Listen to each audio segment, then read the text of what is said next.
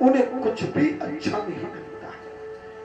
गुरु का द्वार अच्छा लगता है, प्रभु का द्वार अच्छा लगता है, इन्हीं का प्यार अच्छा लगता है, उनको संसार लगता है, और यही उद्धार का मार्ग है। वैराग्य के बाद त्याग अपने आप हो जाएगा। भक्ति, ज्ञान, वैराग्य और त्याग, ये भागवत के 4 अक्षरों का अर्थ साधारण भाषा में मैंने आपको बताया है। लेकिन ये चारों चीजें हो सकता है एक जन्म में ना मिले। कई बार देखा होगा, एक बालक ने जन्म लिया और वो ब्रह्मचर्य के समय ही साधु बन गया, तपस्या में चला गया। इसका मतलब है कि पहली सीढ़ी उसने पिछले जन्म में चढ़ गया था, भक्ति मिल गई थी, और भक्ति के बाद उसे ज्ञान हो गया है। कभी कभी घर में रहते हुए भी आपने देखा होगा, ना विवाह कराते हैं, ना मकान बनवाते हैं, बस ऐसे ही परिवार में भजन ही भजन करते, तीर्थ करते हैं। ये पिछले जन्मों के भक्ति ज्ञान का फल है, जो वैराग्य हो गया है, त्याग हो गया है। लेकिन ईश्वर की कृपा का पहला सूत्र है भक्ति। पहला सूत्र क्या है? भक्ति। क्योंकि भगवान भी कहते हैं, भक्तिहीन नर सोहत कैसे, लवण बिना बहु व्यंजन जैसे। राम सिया राम, सिया राम जय जय राम, राम सिया राम, सिया राम जय जय राम, सिया राम, सिया राम जय जय राम।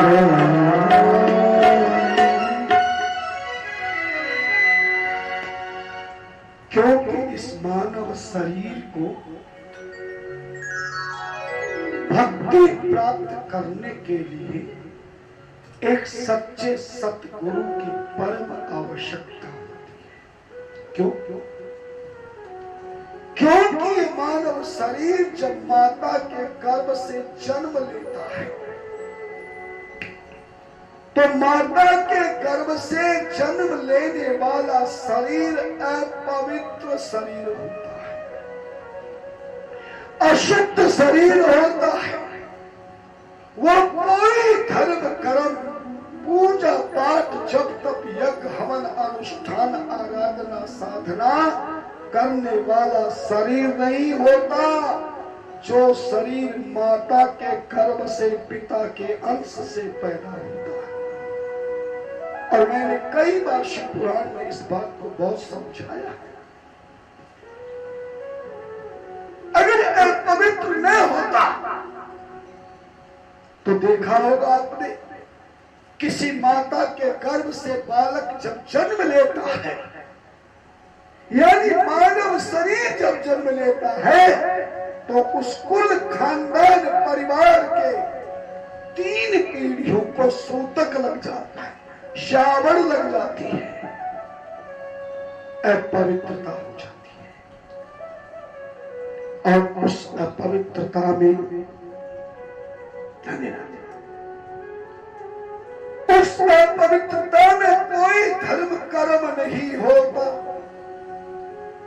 और ये मानव शरीर जब इस शरीर को छोड़कर जाता है, मानव शरीर की मृत्यु हो जाती है, तब भी तुमने देखा होगा कि उस खानदान में अपवित्रता हो जाती है, अशुद्धता हो जाती है। इतने पवित्र शरीर है ये मानव शरीर, इसलिए इसे बिना भक्ति के, बिना सतगुरु के पशु के समान बताया है। किसी गाय के या बच्चा जन्म होता हो या भैंस के बच्चा जन्म होता हो, क्या उसके घर में कभी अपवित्रता होती है? क्या नहीं। कोई पशु मरे, पक्षी मरे, घर में पाला हुआ कुत्ता अगर घर में मर जाए तो उस घर में क्या अपवित्रता होती है? क्या नहीं। लेकिन मानव शरीर को त्यागने के बाद उस शरीर में अपवित्रता होती है, घर खानदान में अपवित्रता हो जाती है। ये शरीर ऐसा अपवित्र है।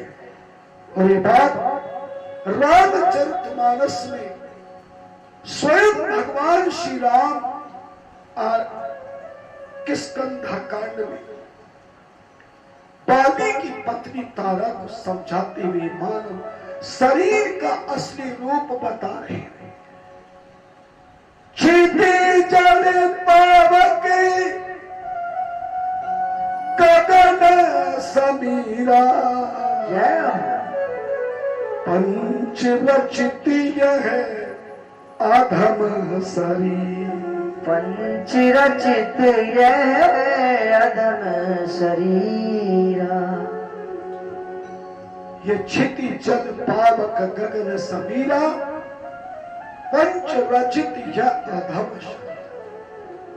ये मानव शरीर पृथ्वी आकाश जल अग्नि वायु इन 5 तत्वों से बना ये शरीर अपवित्र अधम है।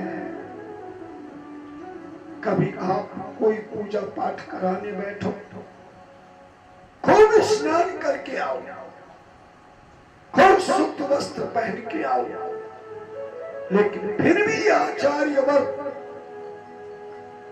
आपकी पूजा कराने से पहले आपके शरीर की पवित्रीकरण करेंगे। आप जिस आसन पर बैठे उसकी पवित्रीकरण करेंगे, आपके अंतःकरण की भी पवित्रीकरण करेंगे। 3 प्रकार से पवित्रीकरण करने के बाद ही धर्म अनुष्ठान आचार्य जी प्रारंभ करते हैं।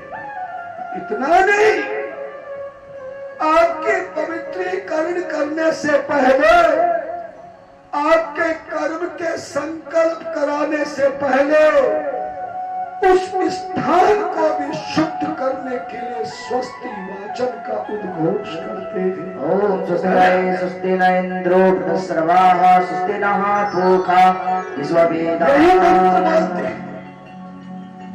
है ना। जाते ही कहेंगे लोग 3 हाथ होइए, तुम्हारा हाथ पवित्र है। फिर 3 आचमन कराएंगे। ये 3 आचमन केशवाय नमः, माधवाय नमः, नारायणाय नमः। 3 आचमन कराने का अर्थ है कि अंदर से तुम पवित्रीकरण करो। उसके बाद तुम्हारे शरीर पर जल का छींटा दिलवाएंगे कि अपने शरीर पर जल छोड़कर पवित्र हो जाइए। पवित्र है क्योंकि तुम पवित्र हो।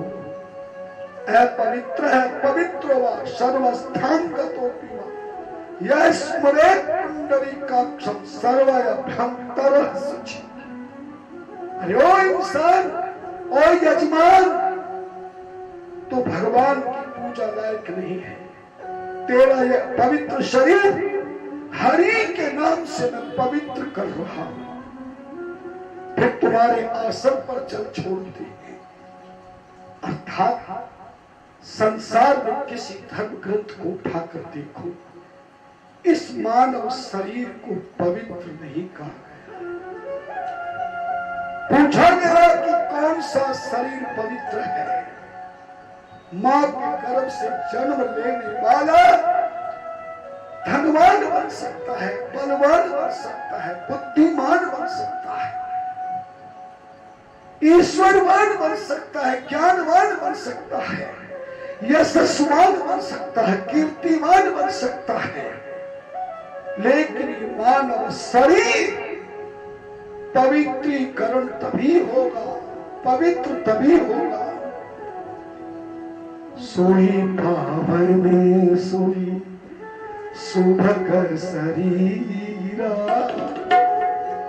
सोई पावन सोई सुभग शरीरा, जो तन पाई भजई रघुबीर, जो तन पाए भजै रघुबीरा। सोई पावन सोई सुभग शरीरा, सोई पावन सोई सुभग शरीरा। जो तन पाई भजै रघुबीरा। जो तन पाए भजै रघुबीरा। जो तन पाई भजै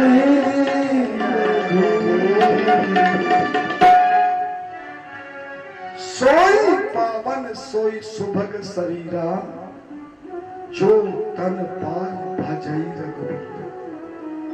जो शरीर को प्राप्त करने के बाद रघुवीर के भजन को करने लायक हो जाए।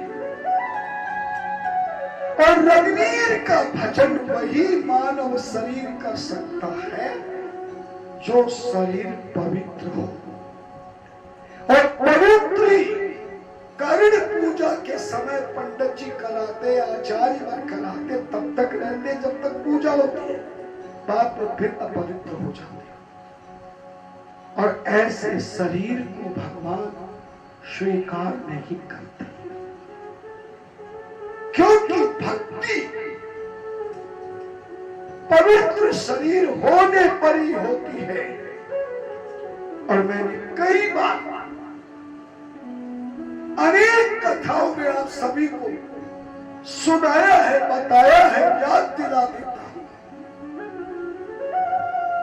ये मानव शरीर को भक्ति तभी प्राप्त हो सकती है, ईश्वर की शक्ति तभी प्राप्त हो सकती है, पापों से मुक्ति तभी प्राप्त हो सकती है, ग्रस्त जीवन को चलाने की युक्ति तभी प्राप्त हो सकती है, जब मां के गर्भ से जन्म लेने वाला ये मानव शरीर सतगुरु बना करके दूसरा जन्म धारण कर ले।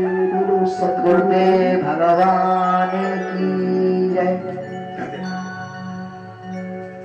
गुरु बिन भव निधि तरई न कोई, जो बिरंच शंकर सम हो। भगवान शिव के समान, ब्रह्मा के समान कोई कितना बड़ा पद प्राप्त कर ले, क्योंकि संसार में ये जो शरीर मिला है, परिवार मिला है, कारोबार मिला है, व्यापार मिला है, रिश्तेदार मिला है, आचार मिला है, संस्कार मिला है, व्यापार मिला है, किसी से प्यार मिला है, ये पापी से पापी व्यक्ति को भी मिल जाता है। इसमें ईश्वर की कृपा का लवलेश मात्र भी सहयोग नहीं है, क्योंकि भगवान का नियम है, मैं संसार के अंदर परिवार, कारोबार, व्यापार, रिश्तेदार, दुनिया का सुख समृद्धि, हर चीज में इंसान को अपनी ओर से नहीं देता, मैं वही देता हूं जो उसने कर्म किया है? कर्म प्रधान विश्व रचि राखा, जो जस कर ही तास फल चाखा। लेकिन भगवान कहते हैं, अगर तुझे संसार का बड़े से बड़ा सुख भी प्राप्त हो जाए, बड़े से बड़ी आयु मिल जाए, बड़े सुंदर से सुंदर धर्म पत्नी मिल जाए, सुंदर से सुंदर पुत्र मिल जाए, बड़े से बड़ा कारोबार मिल जाए, तो बड़े से बड़ा धनवान बन जाए, बलवान बन जाए, बुद्धिमान बन जाए, यशस्वान बन जाए, कीर्तिमान बन जाए, और तू मुझ भगवान के दर्शन भी कर ले, तो भी कभी मत सोचना कि मैंने तुझ पे कृपा की है। ये तो पापी से पापियों को भी मिल जाती है। सुत दारा ग्रह लक्ष्मी, ये तो पापी के भी हो, पर संत समागम हरि कथा, तुलसी दुर्लभ दो, तुलसी दुर्लभ दो। संत मिल जाए, तुम्हारे धर्म का ग्रंथ मिल जाए, ज्ञान का यंत्र मिल जाए, तो संसार से स्वतंत्र अपने आप मिल जाएगा। केवल ईश्वर की कृपा तब समझना जब तुम्हें सच्चा गुरु मिल गया हो, सतगुरु मिल गया। क्योंकि आज के इस युग में सच्चा सतगुरु मिलना भी बहुत मुश्किल है। आज सतगुरुओं की भीड़ लगी है। आपको शिष्य बनाने के लिए नए नए लोग और लालच देते हैं, हमारी शरण में आ जाओ, हमारे गुरु महाराज तुम्हें बहुत कुछ आगे बढ़ा देंगे, खूब पढ़ा देंगे, तुम्हें ईश्वर के दर्शन करा देंगे, धनवान बना देंगे, है? और हम लालच में आकर के ऐसे लोगों से गुरु मंत्र लेकर के हम फंस जाते हैं। उनकी विषय भावनाओं की दलदल में फंस जाते हैं। और जब उनका असली पता, असली चेहरा जब नजर आता है, तब सारा संसार हंस देता है। इसलिए सच्चा गुरु बनाना और सच्चा गुरु बनाकर सच्चा शिष्य बनना, ये दो काम जिस दिन आपके जीवन में हो गए, तो तुम्हें पहला मार्ग भक्ति का अपने आप मिल जाएगा। क्योंकि सतगुरु ही मोक्ष की 4 सीढ़ियों के डंडे का पहला डंडा भक्ति प्रदान करने का अगर काम है, तो सतगुरु का काम है। सतगुरु की शरण में आने पर ही तुम्हें ईश्वर के मार्ग का रास्ता मिलेगा, सही रास्ता मिलेगा, तुम्हें ज्ञान का रास्ता मिलेगा, तुम्हें भक्ति का वास्ता मिलेगा, तुम्हें ईश्वर का वास्ता मिलेगा। क्योंकि सतगुरु का अर्थ है, हमने कल बताया था, सत का अर्थ है जो सच्चा है, जो पहले भी सत्य था, बाद में भी सत्य है और हमेशा सत्य रहेगा। सच्चा गुरु वही है। गुरुरंधम इति प्रोक्तो गुरु सत्यस्य विग्रह, जो आपके हृदय में अपनी शक्ति के द्वारा आपके हृदय के पापों से मुक्त करके ईश्वर की भक्ति का बीज रोपण करने वाला सच्चा गुरु होता है। जिसके मिलने पे आपको अपने गुरु के चरणों से प्यार हो गया हो, है तुम्हारे जीवन को चलाने का कारोबार हो गया हो, तुम्हें संसार में सहयोग देने के लिए महाराज परिवार हो गया हो, तुम्हें संबंध बनाने के लिए सच्चा रिश्तेदार मिल गया हो, है, और तुम्हारे हृदय में मेरे परमात्मा का द्वार बन गया हो, प्यार बन गया हो, तो समझ लेना कि सतगुरु ने हम पर कृपा की है। इसलिए सतगुरु के विषय में मैंने बहुत कई बार आपको बताया है, ज्यादा उधर नहीं ले जाऊंगा, केवल आज की कथा में 2 ही बातें बता रहा हूं कि जीवन को सुख में आनंद में बनाने के लिए भक्ति, ज्ञान, वैराग और त्याग, ये भागवत रूप शरीर को बनाना है, जिसमें पहला भक्ति रूप सतगुरु के द्वारा हमें प्राप्त करनी है। और गुरु के माध्यम से आपको ईश्वर की भक्ति तब मिलेगी जब आपके हृदय में गुरु के प्रति श्रद्धा ने, सच्चा विश्वास हो, प्रेम, गुरु के वचनों का नेम हो, तब जीवन क्षेम बनेगा। गुरु भक्ति विहनस्य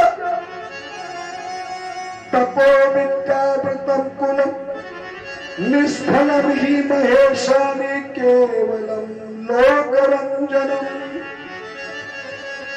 स्वयं भगवान शिव पुराणों में कहते हैं, हे पार्वती, गुरु भक्ति विहनस्य तपो विद्या प्रथम। कोई कितनी तुम करे, व्रत करे, पूजा करे, पाठ करे, जप करे, तीर्थ करे, दान करे, पर गुरु भक्ति विहनस्य, गुरु के चरणों की भक्ति आपके हृदय में नहीं तो समझ लेना सबका सब लोकरंजन है, मनोरंजन है, दिखावा, उसका कोई फल प्राप्त नहीं होगा। लेकिन गुरु की भक्ति आपके जीवन में आ जाए, धन्यवाद। स्वर्ग धन धन्य मुड़ा विद्या पुत्र सुखानि च गुरु व्रत अनुरोधेन न किंचिदपि दुर्लभम। सतगुरु की सेवा से, सतगुरु के चरणों के प्यार से तुम्हें स्वर्ग भी मिलेगा, धन भी मिलेगा, धन्य भी मिलेगा, विद्या भी मिलेगी, पुत्र भी मिलेगा। अरे जो संसार में तुम चाहते हो और तुम्हारे भाग्य में नहीं है, तो भी गुरु कृपा से, बिना भाग्य से भी गुरु कृपा से तुम्हें दुर्लभ वस्तु भी प्राप्त हो। सद्गुरुदेव भगवान की जय। गुरु भक्त अनुरोधेन किंचनपि दुर्लभम। दुर्लभ चीज भी मिल जाएगी, लेकिन बिना गुरु के बनाए और सच्चा गुरु मिलने पर बिना सच्चा शिष्य बने भी नहीं मिलेगा। न बिना गुरु संबंध ज्ञान शाधिगम स्मृत है। अर्थात महाभारत के पर्व में 336वें अध्याय के 22वें श्लोक में न बिना गुरु संबंध ज्ञानशाधिगम स्मृत है। गुरु सेवा किए बिना ज्ञान ध्यान सम्मान और कल्याण नहीं होगा। इसलिए ध्यान देना, ये मान के चलना है संसार के रूप में। तुम्हें साधारण भाषा में समझाने का प्रयास करता हूं। ये जो शास्त्र है ना, सनातन धर्म के जिन शास्त्रों का परिचय मैंने कल की कथा में कराया था, है ना, वेद, पुराण, शास्त्र, छंद, उपपुराण, अपपुराण, वेदांत है, सारे शास्त्र जितने हैं ये इस संसार का दवा खाना है, हॉस्पिटल है, एम्स है, और दवा देने वाला कौन है? सतगुरु महाराज है। इस संसार में जो काम, क्रोध, मद, लोभ, ईर्ष्या, द्वेष, पाखंड, निंदा, चुगली जैसे रोगों से तुम ग्रस्त हो गए हो, जिसके फल से त्रस्त हो गए हो, संसार की विषय वासनाओं में मस्त हो गए हो, इन सब रोगों की दवा, ये शास्त्र रूपी दवा खाने से तुम्हें कभी शिव पुराण के द्वारा, कभी सनातन ज्ञानामृत के द्वारा, कभी राम कथा के द्वारा, कभी कष्ट मुक्ति प्रभु भक्ति के द्वारा ये दवाई देकर तुम्हारे रोगों को मिटाने का प्रयास करते हैं। संत कहते हैं, सतगुरु, यह मनुष्य शरीर तुम्हारी गाड़ी है, जिसको चलाने के लिए होशियार ड्राइवर चाहिए, चालक चाहिए। तुम्हारे मानव जीवन की गाड़ी को चलाने के लिए सतगुरु ड्राइवर है। गाड़ी कितनी महंगी हो, कितनी सुंदर हो, कितना तेल भरा हो, मगर ड्राइवर अगर सही नहीं है तो तुम्हारे गंतव्य रास्ते से पहले ही एक्सीडेंट हो जाए। बड़ी अदालत मनुष्य देही, कर्म फैसला हो इसमें ही, जो न कर देख पाए खतरे को तो हो जाएगा एक्सीडेंट। कोर्ट की यही पार्लियामेंट, कोर्ट की यही पार्लियामेंट। अगर सच्चा ड्राइवर है तो बड़े से बड़े एक्सीडेंट से वो बचाकर तुम्हें सही मार्ग तक पहुंचा देगा। ये गुरु स्वयं धार्मिक मार्ग की कड़ी है। गुरु सतगुरु के बिना शास्त्र का ज्ञान नहीं होता। भक्ति भक्त भगवंत गुरु चतुर नाम बपुए, तिनके पद वंदन किए नासत विघ्न में। भक्ति भक्त और भगवान गुरु ये चारों के चारों तत्वतः इनके द्वारा तुम्हें जीवन का आनंद प्राप्त हो सकता है। इसलिए ध्यान देना, अगर इस जीवन को तुम्हें बनाना है, भक्ति का मार्ग लेना है, क्योंकि बिना भक्ति के भगवान कहते हैं जी नहीं राम भक्ति नहीं आनी, जीवन सब शमन ते पानी। श्री राम जय जय राम, राम सिया राम जय जय राम।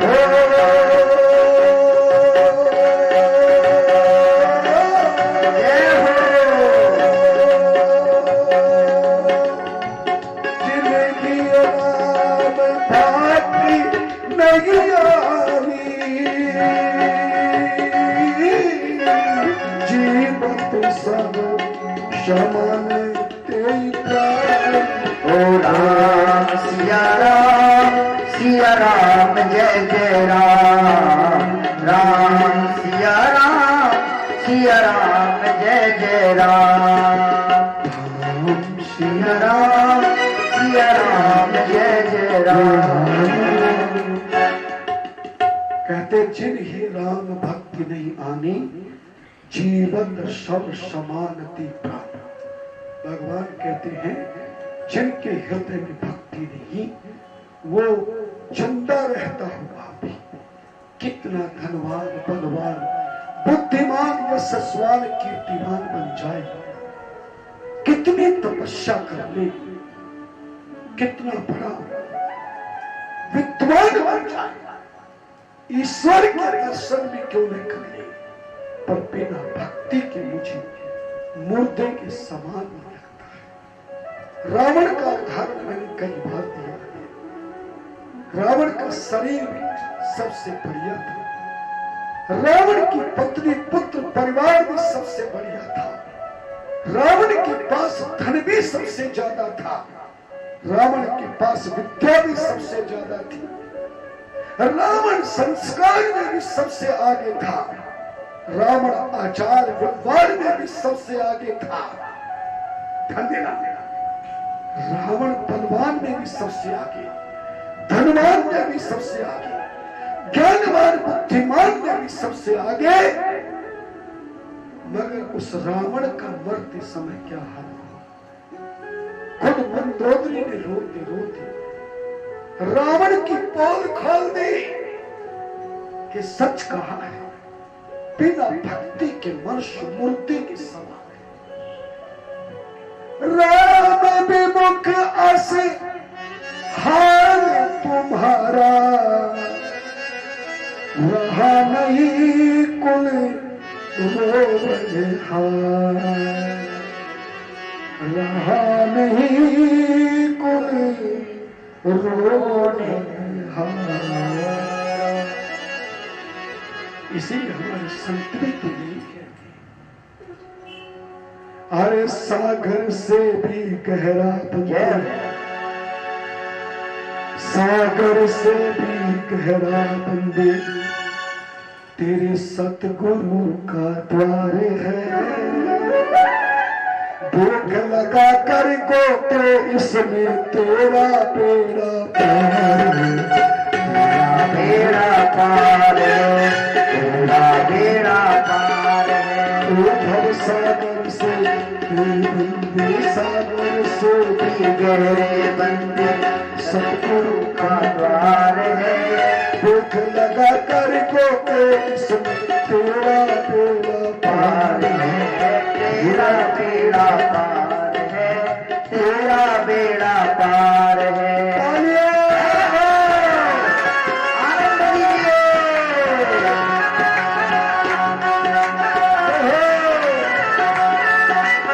सभी भक्त तालियों के साथ सेवा करते हैं।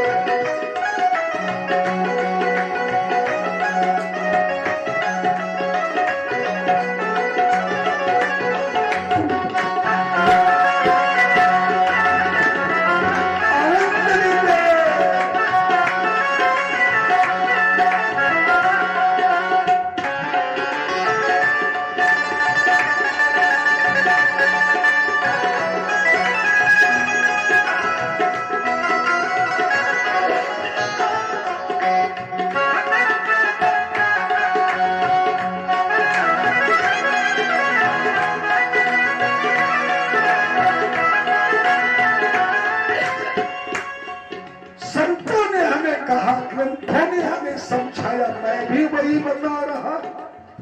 भक्ति मार्ग को प्राप्त करने के लिए उस सतगुरु का ही द्वार लेना। भव सागर में एक दिन तेरी जीवन नैया डोलेगी, भव सागर में एक दिन तेरी जीवन मैया डोलेगी। भव सागर में एक दिन तेरी जीवन नैया डोलेगी, भव सागर में एक दिन तेरी जीवन मैया डोलेगी। एक दिन तो पतवार भी तेरी टूटेगी, एक दिन तो पतवार भी तेरी टूटेगी। इस संसार के सागर में इस जीवन को चलाते चलाते थक जाएगा, तेरी पतवार टूट जाएगी। फिर जब कोई सहारा देने वाला नहीं होगा, ना पुत्र करे सेवा करेगा, ना पत्नी करेगी, ना पति करेगा, ना भाई करेगा, ना रिश्तेदार करेगा, फिर तो किसके सहारे जीवन को गुजारेगा। इसलिए कहा संतों ने, जाएगा उस पार तो कैसे, जाएगा उस पार तो कैसे, जाएगा उस पार तो कैसे, जाएगा उस पार तो कैसे। हर तरफ अंधकार है, देख लगा कर को इसमें तेरा बेड़ा पार है, तेरा बेड़ा पार है, तेरा बेड़ा पार है। सागर से भी गहरा बंदे, सागर से भी गहरा बंदे, सतगुरु का द्वार है। तुम लगाते गोकाश में तेरा बेड़ा पार है, तेरा बेड़ा पार है। अब लीजिए।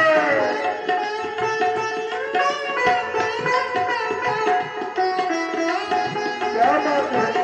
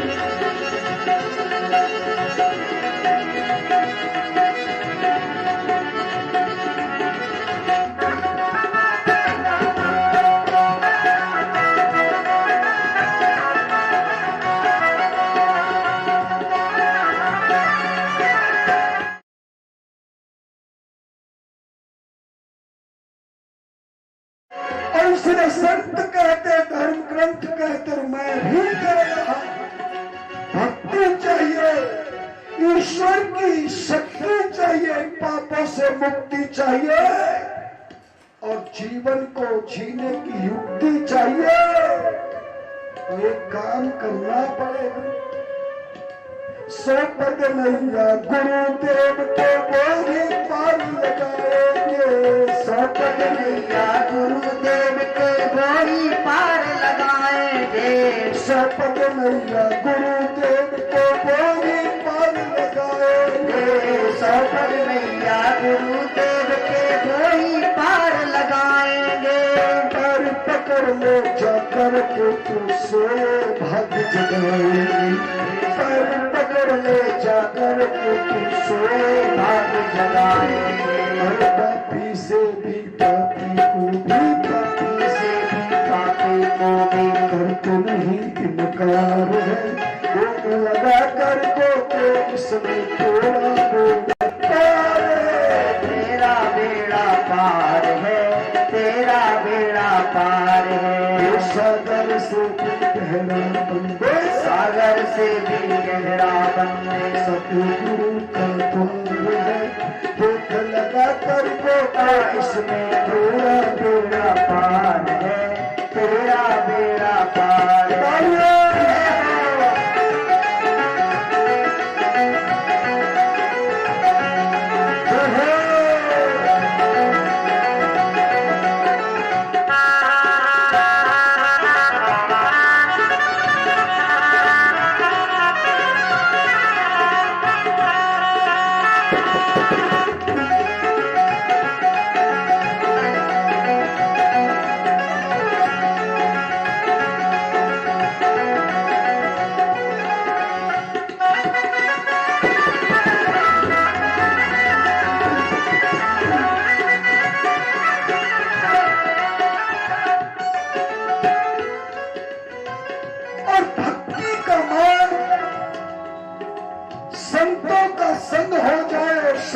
सुनने को मिल जाए।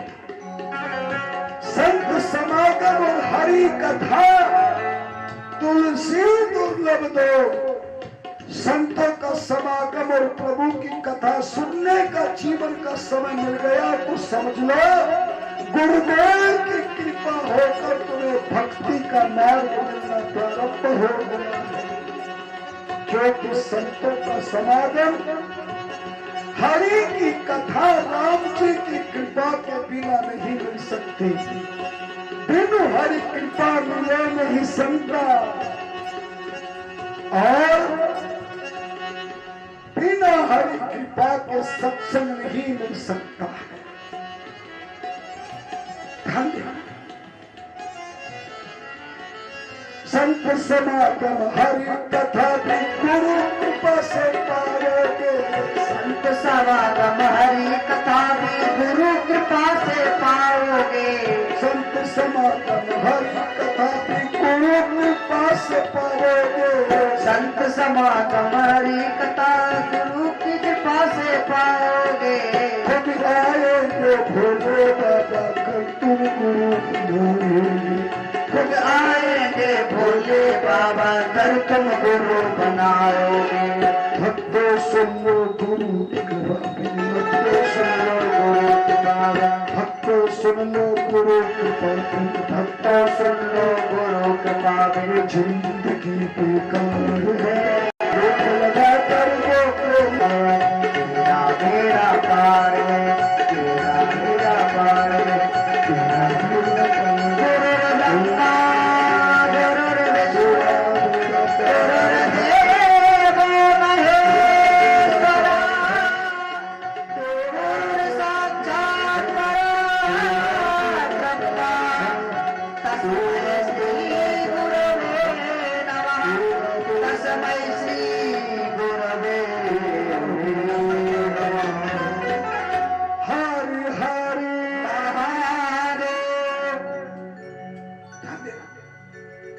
इसने भक्ति की प्राप्ति के लिए किसी संत को, किसी गृहस्थ को, किसी महंत को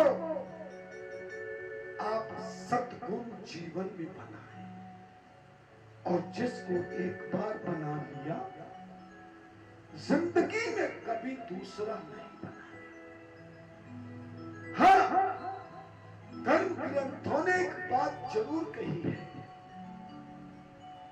शास्त्र कहता है जिस पिता के अंश से हमारा शरीर में जन्म लिया, हमें पिता का सम्मान करना चाहिए, ध्यान रखना चाहिए, पिता के कुल का उत्थान करना चाहिए। लेकिन पिता अधर्मी हो जाए, कुकर्मी हो जाए, अधर्म के मार्ग पर चलने लग जाए, शास्त्र विरुद्ध कार्य कर्म करने लग जाए, ईश्वर की निंदक बन जाए, संतों का निंदा करने लग जाए, कपट छल चोरी जुआ शराब कबाब नाना प्रकार के विषय वासना में जाकर धर्म का विनाश करने लगे, या फिर परमात्मा से विरोधी बन जाए, तो शास्त्र कहता है ऐसे पिता का पुत्र त्याग कर सकता है, उसे कोई पाप नहीं लगेगा।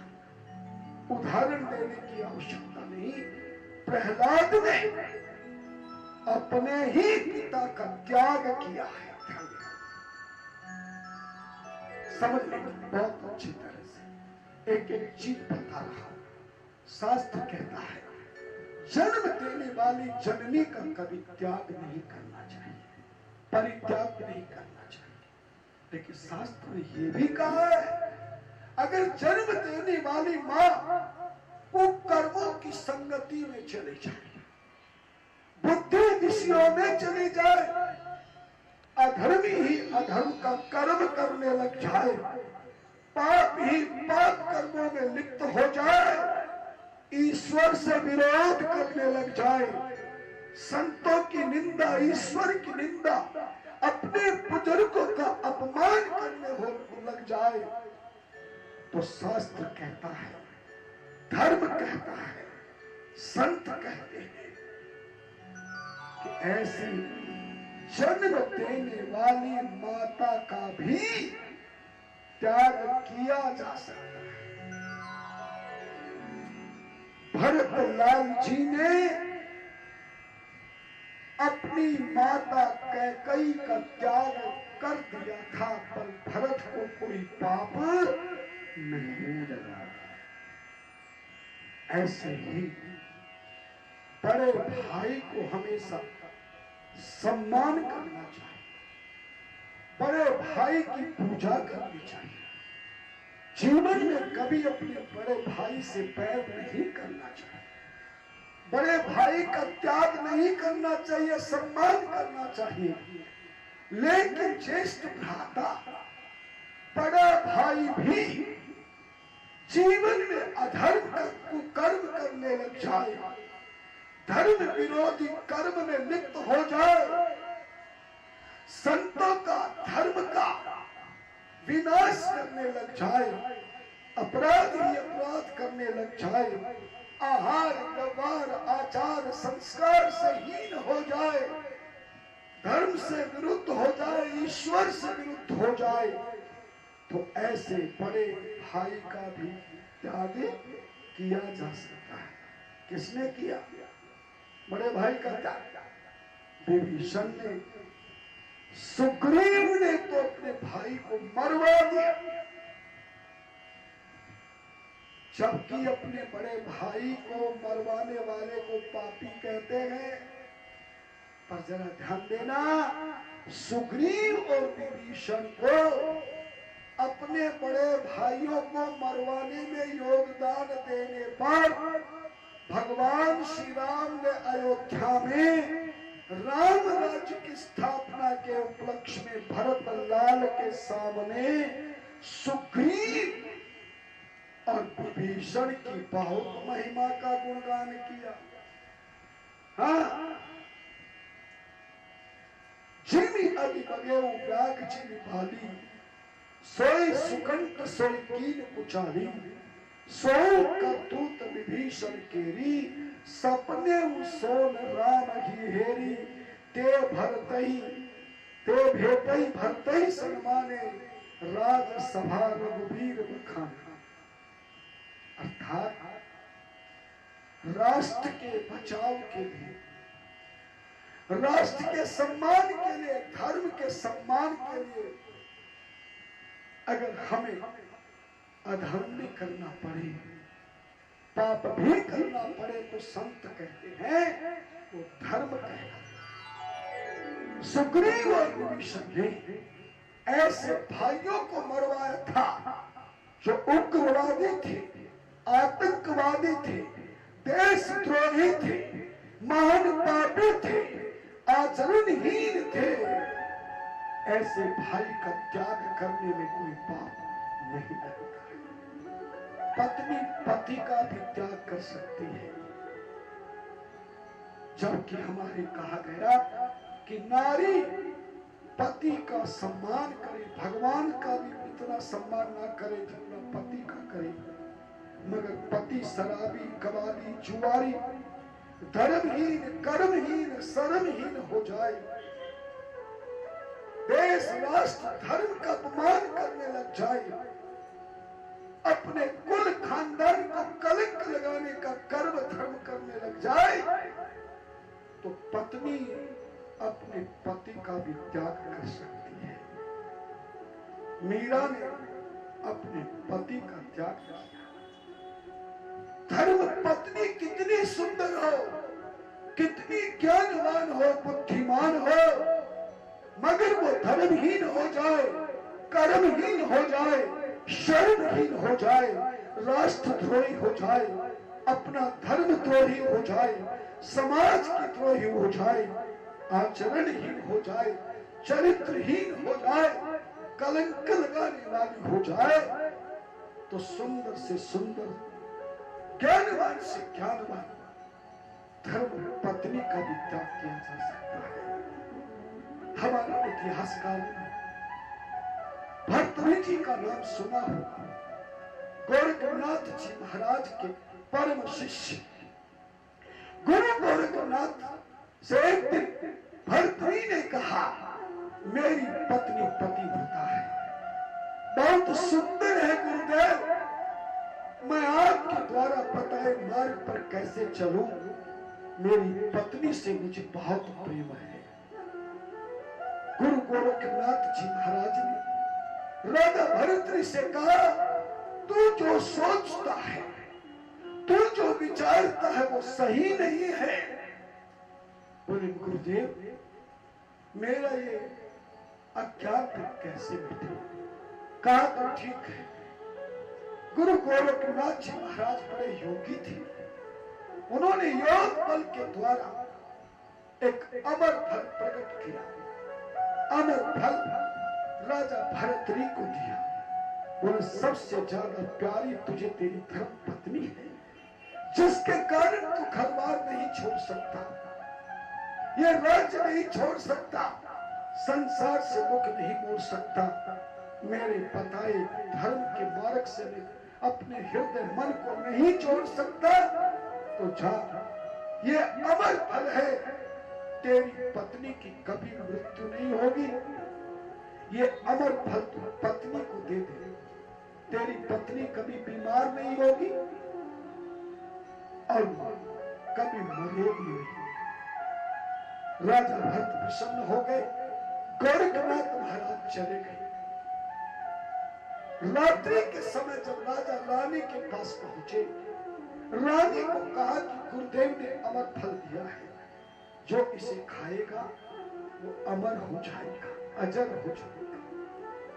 रानी ने बड़े प्रेम से लिया, राजा से खूब प्रेम किया। परंतु राजा दूसरे दिन जब अपने राजगद्दी पर पहुंचे, तो उस रानी का प्रेम एक मछियारे से, एक संतरी से था, जो राजा के सेवक था। उसे घनिष्ठ प्रेम करती थी, जिसका पता भी नहीं था राजा को। सोचा कि मैं अमर हो गई और मेरा ये संतरी प्रेमी बुढ़ा हो गया, मर गया, तो मैं कैसे जिंदा रहूं? ये अमर फल राजा ने मुझे अमर होने के लिए दिया है, पर मैं अपने प्रेमी को अपने से पहले मरता नहीं देख सकती। क्यों ना मैं अपने पति को छोड़कर पहले प्रेमी को अमर करूं। रानी ने उस संतरी को अमर करने के लिए अपने प्रेमी को अमर फल दिया कि मेरे पतिदेव राजा महाराज ने मुझे अमर फल अमर होने के लिए दिया है, मगर मैं पति से भी ज्यादा तुमसे प्रेम करती हूँ, तुम्हारे बिना जीवित नहीं रह सकती। लो, ये अमर फल तुम खा लो ताकि मेरे सामने तुम्हारी मृत्यु न हो। महाराज, जैसे ही संतरी ने अमर फल लिया, वो संतरी एक कोठे पे नाचने वाली, शरीर को बेचने वाली वैश्या से प्रेम करता था, तवायत से प्रेम करता था। रात्रि के समय संतरी ले गया अमर फल और वैश्या से कहा, मैं तुझसे हृदय से प्रेम करता हूं, तू तेरा यौवन ऐसे ही रहे, तू अजर अमर हो जाए, मेरे सामने तेरी मृत्यु ना हो। मुझे राजा की रानी ने यह अमर फल दिया है, लो वैश्या, तुम ये अमर फल खाने के बाद तुम्हारी कभी मृत्यु नहीं होगी। वैश्या ने अमर फल दिया, संतरी चला गया, पर रात्रि भर वैश्या को नींद नहीं आई। उस वैश्या को ज्ञान था कि मैंने पिछले जन्म में बहुत गंदे पाप किया है, उस पाप कर्म के करने के कारण इतना सुंदर शरीर मिलने के बाद भी मैं वैश्या बनी, शरीर को बेचकर नाच गान करके लोगों को ठगती हुई। पिछले जन्म के पाप से तो मुझे ये पाप मिला है, मैं ऐसे गंदे शरीर को अजर अमर करके क्या करूंगा। इससे तो अच्छा हमारा देश का राजा भर्तरी, जो परम धर्मात्मा है, ज्ञानी है, प्रजा के पिता के समान पालन करने वाले धर्मात्मा है, मैं तो चाहूंगी भले मैं मर जाऊं, पर हमारे देश का राजा अजर अमर हो जाए। तुरंत वो वैश्या राज दरबार में पहुंच गई, कहा, महाराज, मेरे पास एक ऐसा फल है जो मुझे मेरे प्रेमी ने दिया है अजर अमर होने के लिए। मैं चाहती हूँ इस गंदे शरीर को अजर अमर करके क्या करूंगी। आप धर्मात्मा ज्ञानी राजा है, ये अमर फल मैं आपको देने आई हूँ, जिसके खाने पर आप अजर अमर हो जाएंगे। जैसे राजा भर्तरी ने अमर फल लिया और देखा, तो वैश्या से पूछा, सच बता, ये अमर फल तो मैंने रानी को दिया था, मेरे गुरुदेव गोरखनाथ जी का ये अमर फल है, सच बता, तुझे किसने दिया। वैश्या ने सच बता दिया, तुम्हारे दरबार के संतरी मेरा प्रेमी है, मेरे कोठे पर आता, मुझसे प्रेम करता है। तुरंत संतरी को बुलाया, संतरी से पूछा, तुझे ये अमर फल किसने दिया है। संतरी ने कहा, महाराज, चाहे तुम मेरी गर्दन काट दो, मगर मैं आपके सामने सत्य कहूंगा, जिस रानी को तुम शुद्धता पे मरते हो, जिस रानी को तुम पवित्र मानते हो, पतिव्रता मानते हो, वो रानी पतिव्रता नहीं है। जितना वो शरीर से सुंदर है, वो हृदय से सुंदर नहीं। आपसे कपट करती है और मुझसे आपसे ज्यादा प्रेम करती है, इसलिए तुम्हारी रानी ने मुझे ये अमर फल दिया। तभी अपने गुरुदेव का प्रकट हो गई। गोरखनाथ जी महाराज ने पूछा, राजा, सच बता, क्या तेरी रानी तुझे पसंद है? बोली, नहीं महाराज, जिन क्या नया मैंने पाप कमाया, उनसे ही मैंने गुरु धोखा खाया। आज समझ में आ गई ये गुरुदेव, जितने हैं कुमार के पास मिट्टी के खिलौने, ये सब के सब हर एक दिन टूटने वाले। जिस परिवार को मैंने अपना समझा था, वो सब ठग हैं लूटने वाले। वो सब ठगने लूटने वाले। आपने सुना होगा राजा भरत जी की कथा, राजस्थान की कथा है। उसी समय राजा भरत जी ने राजपाट दरबार सब छोड़ दिया, गुरु गोरखनाथ जी से संन्यास लिया और जंगल में आकर के भरत जी महाराज ने घोर तप किया, तपस्या करी। भरतरी शतक आज भी उनका लिखा ग्रंथ है। इसलिए धर्म पत्नी का भी त्याग किया जा सकता है, परिवार का भी त्याग किया जा सकता है। इसी प्रकार से राजा बलि ने अपने गुरु शंकराचार्य जी का त्याग किया था। जब बलि के यहाँ पर वामन में भगवान ने 3 पग भूमि मांगी तो शुक्राचार्य जी ने संकल्प लेने वाले जल की टोटी में बैठ गए। भगवान वामन देव ने कुशा से टोटी को खुलाया, एक आग फूट गई। तो राजा बलि ने गुरु का त्याग कर दिया। इसलिए अगर आपने किसी से गुरु दीक्षा ली है और वो गुरु धर्महीन हो जाए, कर्महीन हो जाए, शर्महीन हो जाए, व्यवहार से, आचार से, आहार से, हर प्रकार से वो संस्कार से विहीन हो जाए तो ऐसे गुरु नाम लिए सतगुरु का भी त्याग कर सकते हैं। इसलिए आज के इस प्रवचन में बस इतना ही कहूंगा कि आप पहले भक्ति के मार्ग को प्राप्त करें और भक्ति का मार्ग केवल सतगुरु महाराज ही दिला सकते हैं। सतगुरु के अलावा तुम्हें भक्ति का मार्ग कोई दूसरा नहीं दिला सकता। सच्चे सतगुरु के मिलने पर तुमने कथा सुनी होगी ना, रामचरितमानस में सुतक्षण जी महाराज की कथा सुनी होगी। राजा सुतक्षण का नाम सुना होगा, अगस्त ऋषि के शिष्य थे, है ना।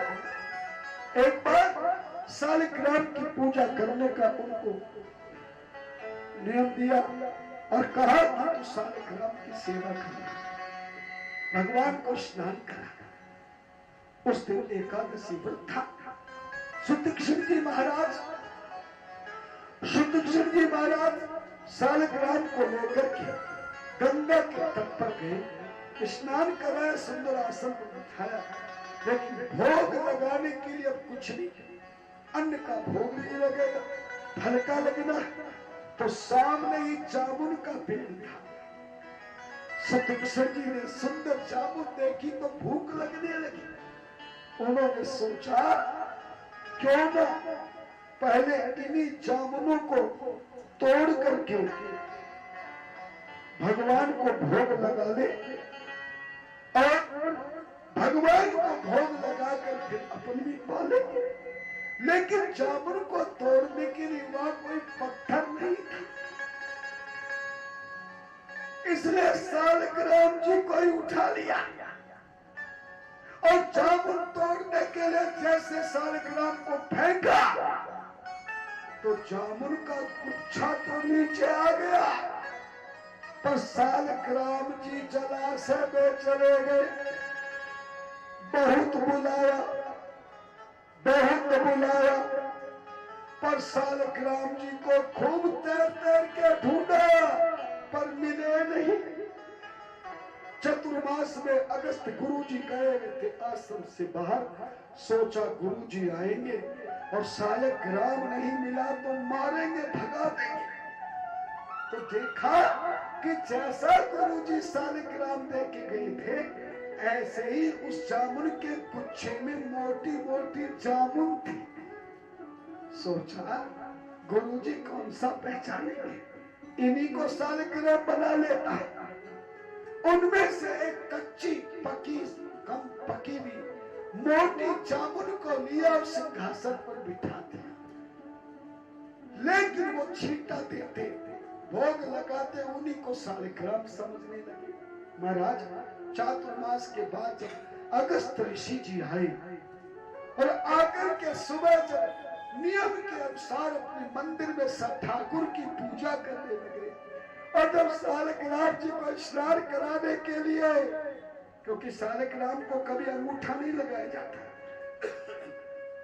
सालग्राम को कभी चावल नहीं चढ़ाया जाता, तो जब हथेली से जोर से रगड़ा दिया तो वो सालग्राम की जगह क्या था? जामुन। और जामुन की घुटनी बाहर निकल गई। गुरु जी ने कहा, रे ये सालग्राम जामुन कैसे बने? सुतीक्षण जी को बुलाया, अरे सुतीक्षण, ये क्या हो गया?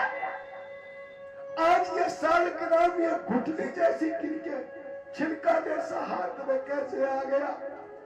तो सुतीक्षण जी ने भी बुद्धि से काम लिया, बोले पुनी पुनी चंदन, अरे पुनी पुनी पानी, गल गए ठाकुर हम का जानी। जब तुम रोजाना इसे जल से खूब मिलाते हो, फिर खूब लगते हो, अबे बेचारे पानी से गल गए तो हम क्या करें? गुरु जी समझ गए। महाराज उसी समय डंडा उठाया, सुतीक्षण को मारने लगे, भाग जा मेरे आश्रम में। बोले गुरुदेव, मैं आपके बिना जीवित नहीं रह सकूंगा, सारा जीवन मैंने आपको दिया है। बोले नहीं, अब तेरी इस आश्रम में कोई आवश्यकता नहीं, लेकिन अगर तू मेरा सच्चा शिष्य है तो जा मेरे आश्रम में तभी आना जब मेरे ठाकुर जी को साथ लेकर के आवेगा। महाराज सुतीक्षण जी को छोटे मोटे शिष्य नहीं थे, स्वार्थी सामाजिक लालची शिष्य नहीं थे। सुतीक्षण जी साक्षात्कार अपने गुरु के समर्पित भक्त थे। कई जंगल में घोर तपस्या की प्रभु राम जी के परम भक्त थे। रोज यही कहते थे भगवान श्री राम से, मोहे दर्शन दो श्री राम, जय हो।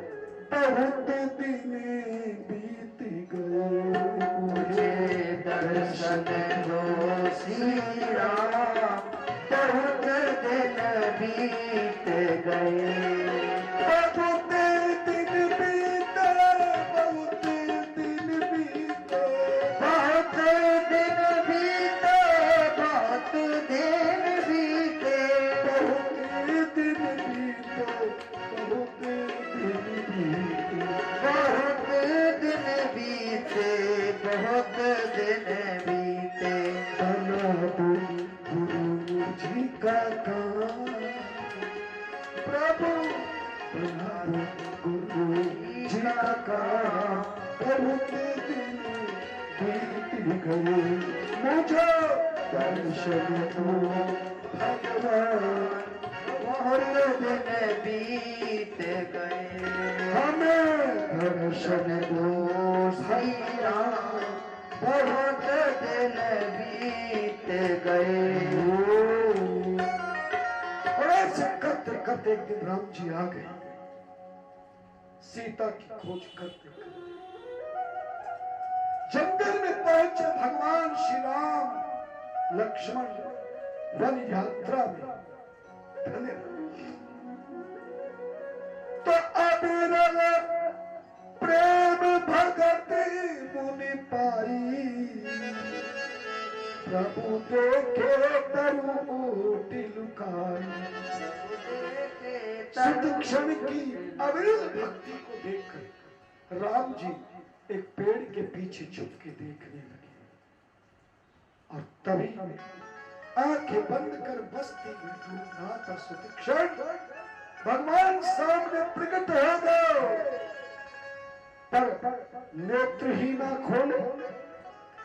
अतिशय प्रीति देख रघुवीरा प्रगटे हृदय हरण भव पीरा। लेकिन भगवान ने देखा ये तो उठी न रहे किनार मस्त हो रहा। तब प्रभु ने उसके हृदय में दर्शन दिए। किसके हृदय में? सुतीक्ष्ण शिष्य की भक्त, गुरु का सच्चा शिष्य। तो मुनि अकुलाए उठा तब कैसे, विकलहीन मणि फनि भर जैसे। और सामने तीनों खड़े हैं, राम लक्ष्मण सीता। वनवास यात्रा में सुतीक्ष्ण को दर्शन दिया। आगे देख राम तन श्यामा, सीता अनुज सहित सुख धामा। तत्परे उलट पुट इव चरण लागी, प्रेम मगन मुनि बर बर भागी। तेरे प्रभु के चरणों में गिरने से, तेरे प्रभु के चरणों में ऐसे गिरे कि दोनों आंखों के आंसुओं से प्रभु का प्रक्षालन कर। ये सच्चे शिष्य का प्रमाण है। और जब भगवान ने भुजा विशाल, अरे भुज विशाल मग लिए उठाई, परम प्रीत राखे रघुराई। भगवान ने जबरदस्ती पड़े सुतीक्ष्ण को गले से लगाया, आशीर्वाद दिया। कहा भगवान क्या मांगना चाहते हैं? बोले मांगना उंगना कुछ नहीं। हे प्रभु मांगना कुछ नहीं है मुझे, पहले तो मेरे आश्रम में मुझे प्रवेश करा दीजिए। बोले फिर भी मांग ले। अविरल भक्ति विरत विज्ञाना, हो सकल गुण ज्ञान निधाना। देना है तो भक्ति दीजिए। राम जी बोले अविरल भक्ति तो सतगुरु की कृपा से मिलेगी। तो बोले गुरु जी का दरवाजा खुलवा तो बंद है। ले गए राम लक्ष्मण सीता को, लेकिन सुतीक्ष्ण को डर था कहीं मेरे साथ साथ राम जी को डंडे ना लगा दे। डरा हुआ मरता है। राम सीता लक्ष्मण से बोले जरा आप यहीं पर खड़े हो जाइए प्रभु, है? मैं अभी गुरु जी से आज्ञा लेके आता। परम शिष्य है, गुरु आज्ञा बिना भगवान का भी प्रवेश नहीं शिष्य होने देता है, क्योंकि गुरु का स्थान भगवान से भी बड़ा होता है। महाराज गए गुरुदेव के पास में, और गुरुदेव के पास में जैसे ही सुतीक्ष्ण आश्रम में गए, महाराज उसी समय गुरुदेव से जाकर के तुरंत सुतीक्ष्ण गुरु पे गए, कर दंडवत कह दिया भया। हे प्रभु नाथी को सेना दीस कुमार, ओ नाथ को सेना दीस कुमारा। जगति आधार, ओ आए मिलन जगत आधारा। राम अनुज समेत बगेही, राम अनुज समेत बेदेही। इस दिन देव जपत पहुँचेगी, इस दिन देव जपत पहुँचेगी। ये नहीं कहा कि मैं लाया हूं या मैंने तपस्या की है, राम जी को मैंने प्रसन्न किया। ये गुरु के सामने शिष्य कभी अभिमान नहीं करता। सच्चा शिष्य जानता है कि जो भी कुछ मिला है, जो भी कुछ हुआ है, ये सब सतगुरु कृपा से है। इसलिए सुतीक्ष्ण ने भी कहा महाराज कौशलाधीश श्री राम जी छोटे भाई माता सीता के साथ आपके दरवाजे पर आपसे मिलने आया। भागे गुरुदेव, और तुरंत गुरुदेव के चरणों में राम जी ने भी प्रणाम किया। सुनती अगस्त तुरंत उठ धाये, हर बिलोक न चल जल छाए, मुनि पद कमल परे दो भाई, ऋषि अति प्रीत लिए उरलाई।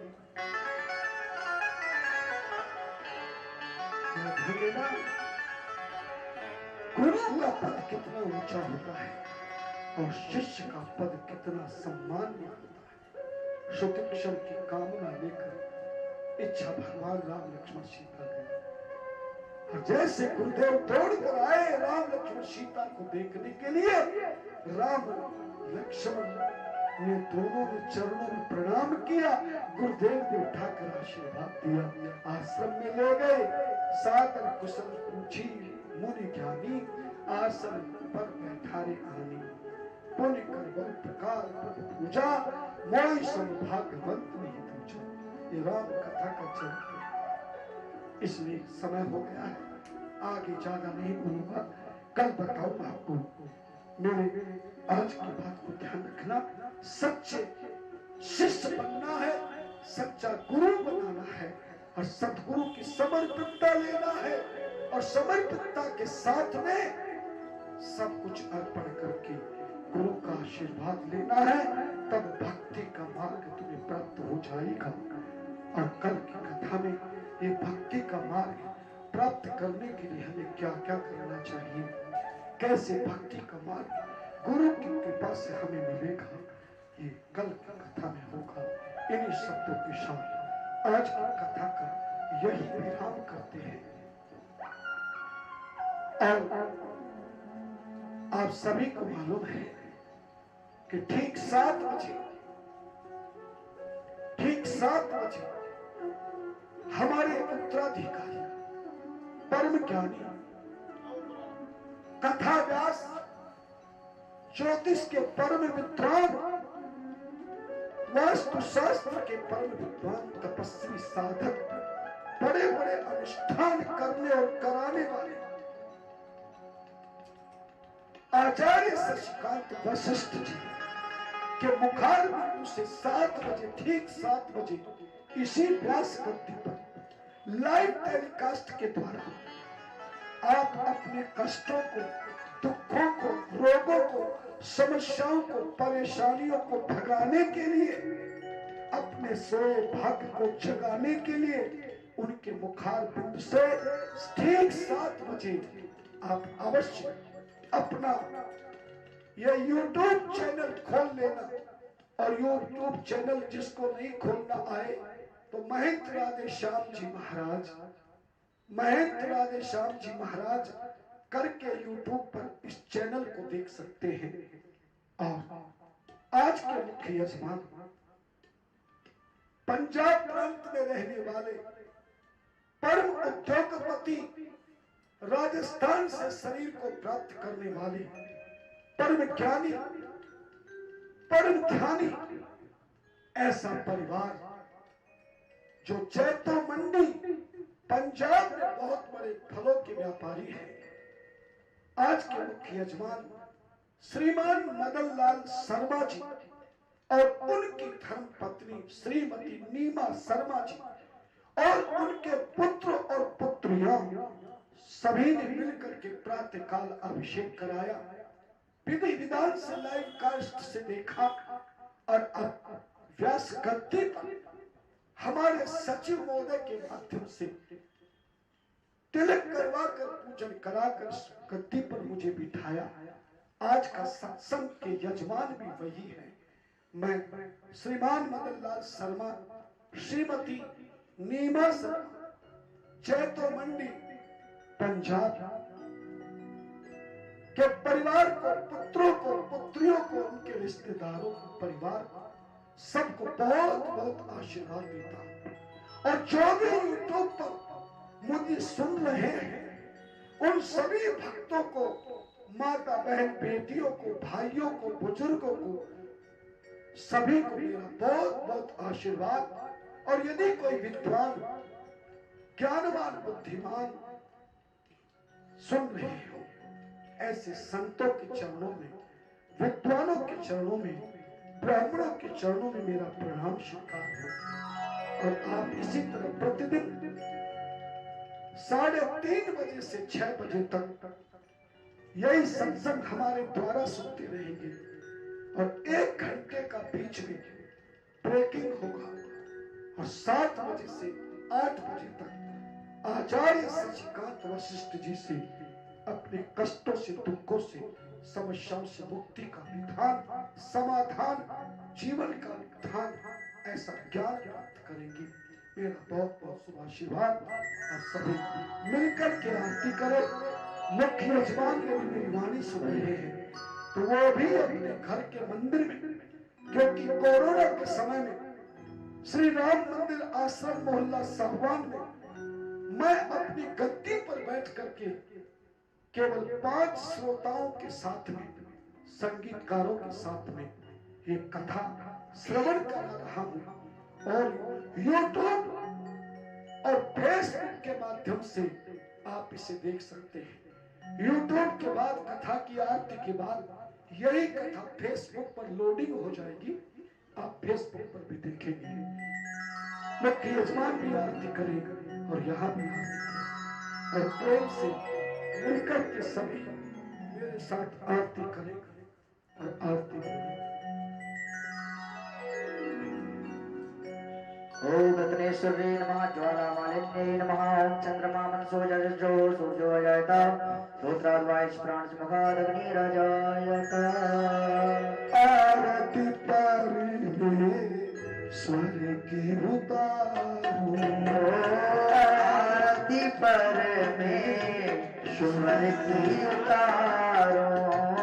अपना तन धन सब वारो, अपना तन मन धन सब बारो। कण कर व्याप्ति ओम रूप हो, कण कण व्याप्त ओम रूप हो। निर्गुण सगुण तुम ही स्वरूप हो, निर्गुण सगुण तुम ही स्वरूप हो। ज्योति रूप में झांकी ओ ज्योति रूप में झांकी निहारो।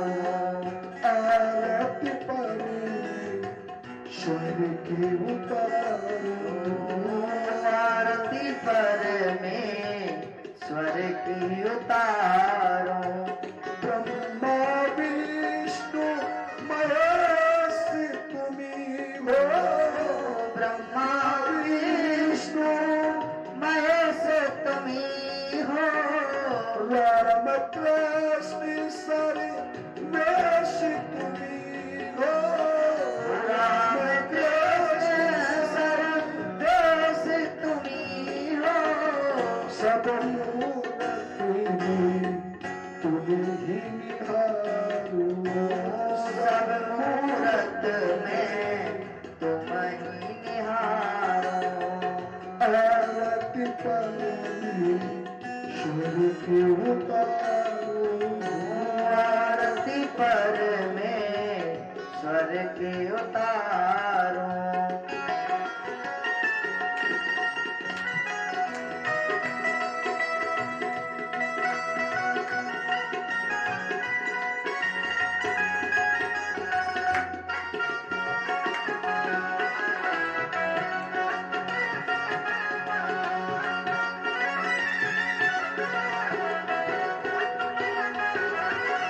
शेष शारदा निस दिन धारे, शेष शारदा निस दिन ध्यावे।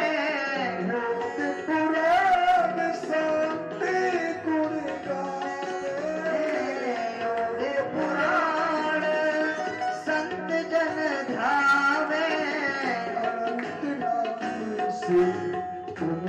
पुकारो, अनंत नाम से तुम्हें ही पुकारो।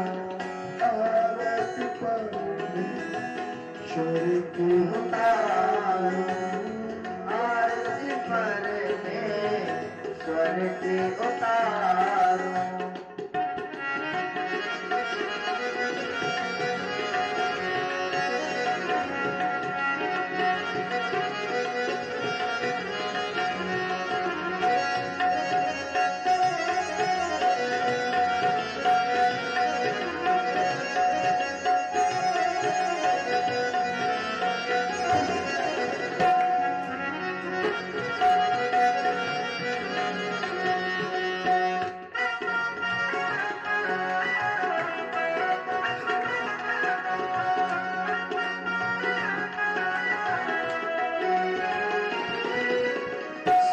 सृष्टि के तुम हो मालिक, सर्वश्रेष्ठी तुम हो मालिक।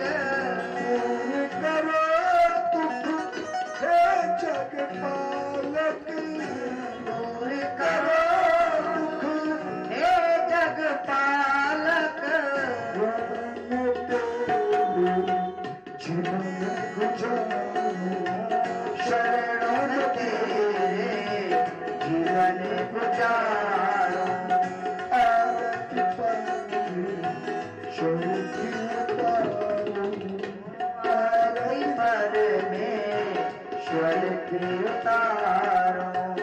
जो भावे सो सब फल पावे, जो भावे सो शुभ फल पावे।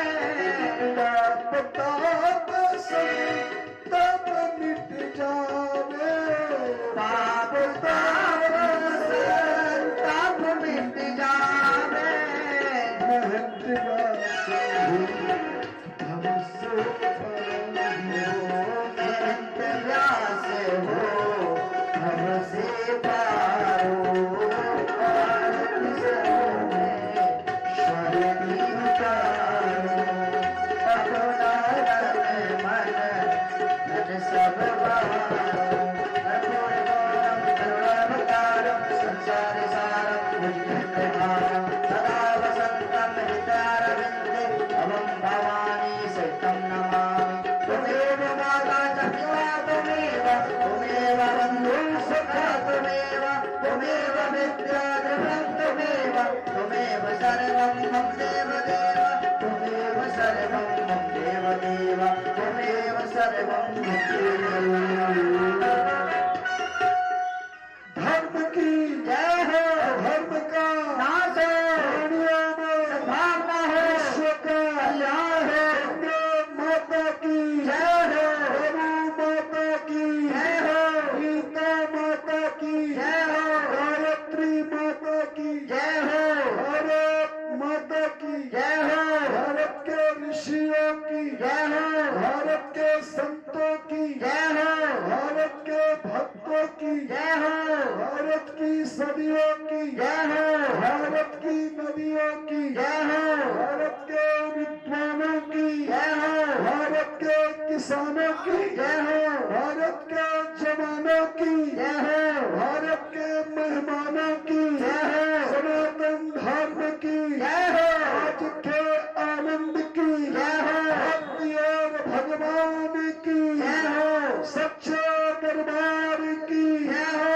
आज के मुख्य यजमान और श्रोतागण भक्तों के परिवार की जय हो। हर हर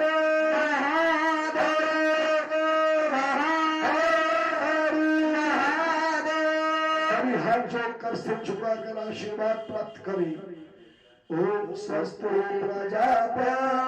परिपालयन्ता न्यायेन मार्गेण मही महिषा गोब्राह्मणेभ्यः शुभपादनित्यं लोका समस्ता सुखिनो भवन्तु सर्वे भवन्तु सुखिनः सर्वे सन्तु निरामया सर्वे भद्राणि पश्यन्तु मा कश्चित् दुःखभाग् भवेत्। ॐ पूर्णमदः पूर्णमिदं पूर्णात् पूर्णमुदच्यते पूर्णस्य पूर्णमादाय पूर्णमेवावशिष्यते। ॐ शान्ति शान्ति शान्ति।